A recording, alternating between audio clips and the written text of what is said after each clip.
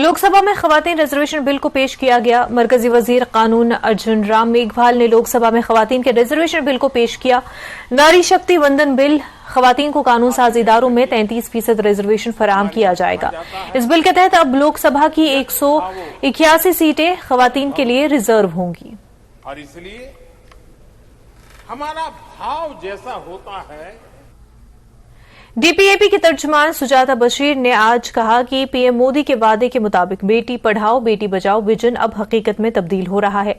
उन्होंने कहा कि वो बतौर खातून सियासतदान खवातीन बिल का खैर मकदम करती है। अब अपने मुआशरे को खवातीन के किरदार को समझने की जरूरत है। उन्होंने कहा कि एनसी पंचायती इंतखाबात में खवातीन को मुतारिफ कराने वाली पहली सियासी जमात थी। एनसी ने 40 साल पहले पहली खातून को पार्लियामेंट में भेजा था। हमारी पार्टी ने खवातीन के हकूक के लिए काम किया। थैंक्स फॉर कमिंग एंड बहुत अच्छी बात है, रिजर्वेशन हो गई एंड एक लड़कियों को अब मिलेगा, एक सपोर्ट मिल गया है। एंड जैसे प्राइम मिनिस्टर ने बोला था बेटी पढ़ाओ बेटी बढ़ाओ, सो लग रहा है बेटियों की ओर भी अब ध्यान दिया जा रहा है। सो आई थिंक हर एक पेरेंट्स से भी एडवाइस है, जो भी लड़कियां आना चाह रही है, the parents should support, the husbands should support, the brothers should support them, and it's a very good step, and let their girls prove that they can do the best.